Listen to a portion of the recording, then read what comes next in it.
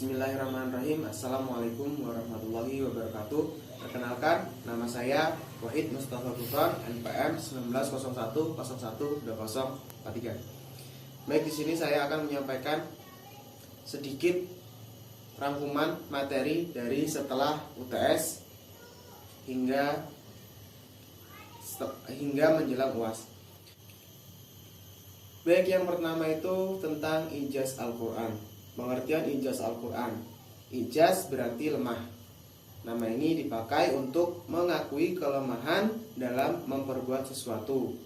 Yang dimaksud dengan ijaz di sini adalah menyatakan kebenaran Nabi dalam segi dakwah kerasulannya dan menyatakan kelemahan orang Arab untuk menentangnya. Mujizat artinya sesuatu yang luar biasa, yang ajaib atau yang menakjubkan. Sedangkan menurut istilah, mujizat ialah sesuatu yang bernilai sangat tinggi dan bisa mengungguli seluruh masalah yang berkembang. Kemudian macam-macam mukjizat. Secara umum mukjizat dapat digolongkan menjadi dua klasifikasi, yaitu yang pertama mukjizat indrawi dan mukjizat rasional. Mukjizat jenis indrawi adalah yang didefinisikan pada kekuatan yang muncul dari segi fisik yang mengisyaratkan adanya kesaktian seorang nabi. Secara umum dapat diambil contoh adalah mukjizat Nabi Musa dapat membelah lautan. Kemudian mukjizat rasional. Mukjizat ini tentunya sesuai dengan namanya, lebih banyak ditopang oleh kemampuan intelektual yang rasional. Dalam kasus Al-Quran sebagai mukjizat Nabi Muhammad atas umatnya dapat dilihat dari segi keajaiban ilmiah yang rasional, dan oleh karena itulah mukjizat Al-Quran ini bisa abadi sampai hari kiamat. Kemudian ada nasikh dan mansukh.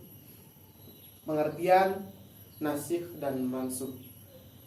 Nasikh dan mansukh secara etimologis adalah mengganti atau menghapus. Nasikh menurut bahasa berarti izalah atau menghilangkan. Kata nasikh juga dipergunakan untuk makna memindahkan sesuatu dari satu tempat ke tempat lain. Kemudian menurut istilah, nasikh ialah mengangkat atau menghapuskan.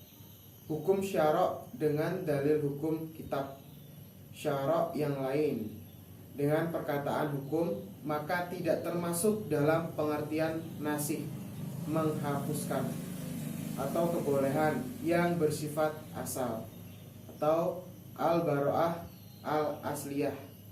Dan kata-kata dengan kitab syara' mengecualikan pengangkatan, penghapusan hukum disebabkan mati atau gila, atau penghapusan dengan lima atau qiyas.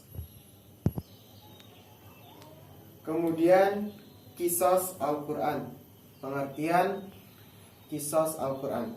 Menurut etimologi, qisas Al-Quran merupakan kata yang tersusun dari dua kalimat yang berasal dari bahasa Arab, yakni dari kata qasas dan Al-Quran. Kata qasas merupakan jamak dari qisas yang berarti kisah, cerita atau hikayat. Kata kisah mempunyai persamaan makna dalam bahasa Arab dengan lafaz sejarah, tarikh, sirah, dan athar. Akan tetapi kata-kata itu tidak terdapat dalam Al-Quran. Hanya kata kisah yang dipakai Al-Quran setelah menceritakan suatu rangkaian, baik itu kisah Nabi dengan umatnya maupun kisah-kisah lainnya. Sedangkan menurut terminologi, qisas Al-Quran adalah menelusuri peristiwa atau kejadian dengan jalan menyampaikan atau menceritakannya tahap demi tahap sesuai dengan kronologi kejadiannya.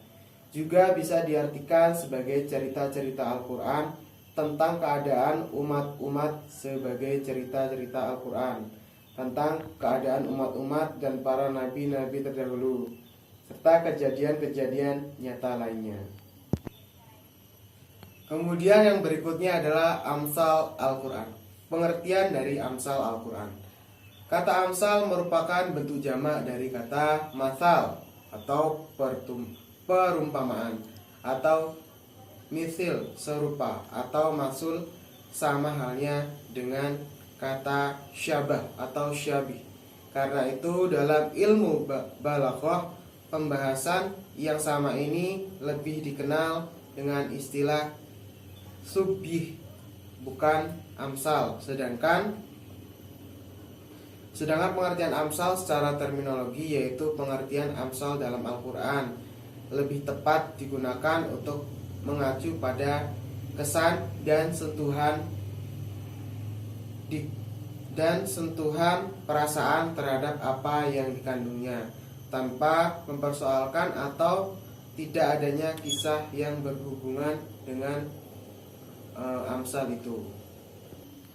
Menurut Al-Qotan, amsal Al-Quran dapat dibagi menjadi 3 bagian. Yang pertama, amsal musarrahah, yaitu amsal yang jelas, yakni yang jelas menggunakan kata-kata perumpamaan atau kata yang menunjukkan penyerupa atau tasbih. Contoh Quran surat Al-Baqarah ayat 17-20. Yang kedua, amsal kaminah, yaitu amsal yang tidak menyebutkan dengan jelas kata-kata yang menunjukkan kata-kata perumpamaan, tetapi kalimat itu mengandung pengertian yang mempesona, sebagaimana terkandung dalam ungkapan-ungkapan ijaz. Kemudian yang ketiga adalah amsal mursalah, yang kalimat-kalimat Al-Quran yang disebut secara lepas tanpa ditegaskan redaksi penyerupa. Kemudian ada aqsam Al-Quran. Definisi aqsamul Quran. Secara etimologi, aqsam merupakan bentuk jamak dari kata qasam. Kata qasam memiliki makna yang sama dengan 2 kata lain, yaitu halaf dan yamin, yang berarti sumpah. Sumpah dinamakan juga dengan yamin karena kebiasaan orang Arab ketika bersumpah saling memegang tangan kanannya masing-masing. Sedangkan secara terminologi, aqsamul Quran adalah ilmu yang membicarakan tentang sumpah-sumpah yang terdapat dalam Al-Quran. Kemudian yang dimaksud sumpah sendiri adalah sesuatu yang digunakan untuk menguatkan pembicaraan. Kemudian macam-macam qasam. Zahir ialah sumpah di dalamnya disebutkan fi'il qasam dan muqsam bih. Yang kedua, mudmar ialah yang di dalamnya tidak dijelaskan fi'il qasam dan tidak pula muqsam bih, tapi ia ditunjukkan oleh lam taukid yang masuk ke dalam jawab qasam. Dan materi berikutnya yaitu tentang jadal Al-Quran.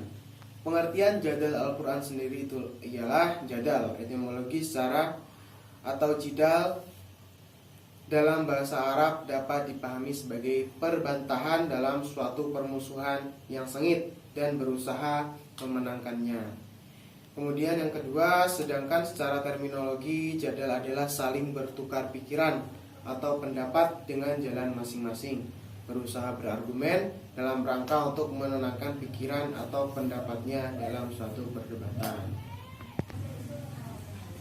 Kemudian macam-macam jadal Al-Quran. Yang pertama menyebutkan ayat-ayat kauniyah.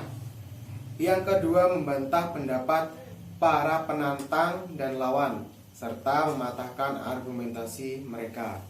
Yang ketiga membatalkan pendapat lawan dan membuktikan kebenaran kebalikannya, seperti yang tersurat dalam Quran surat Al-An'am ayat 91. Yang keempat, membungkam lawan dan mematahkan hujahnya dengan menjelaskan bahwa pendapat yang dikemukakannya itu menimbulkan suatu pendapat yang tidak diakui oleh siapapun. Baik, yang terakhir adalah peran Israiliyat dalam tafsir. Pengertian Israiliyat tersendiri itu adalah secara etimologis bentuk jamak dari kata Israiliyah atau isim, kata benda, yang dinisbatkan pada kata Israel dari bahasa Ibrani yang berarti hamba Tuhan. Dalam pengertian lain, Israiliyat dinisbatkan pada Nabi Yakub bin Ishak bin Ibrahim, sedangkan istilah Yahudi adalah sebutan bagi Bani Israel. Dari segi terminologi, kata Israiliyat walaupun pada mulanya hanyalah menunjukkan riwayat yang bersumber dari kaum Yahudi, namun pada akhirnya para ulama ahli tafsir dan ahli hadis menggunakan istilah tersebut dalam arti yang lebih luas lagi. Pendapat jumhur ulama tentang Israiliyat. Pertama, mereka dapat menerima Israiliyat selama tidak bertentangan dengan Al-Quran dan hadis. Yang kedua, mereka tidak menerima selagi kisah Israiliyat tersebut bertentangan dengan Al-Quran dan hadis. Ketiga, taryakuf atau mendiamkan. Mereka tidak menolak dan tidak membenarkannya berdasarkan hadis yang diriwayatkan oleh Abu Hurairah tersebut.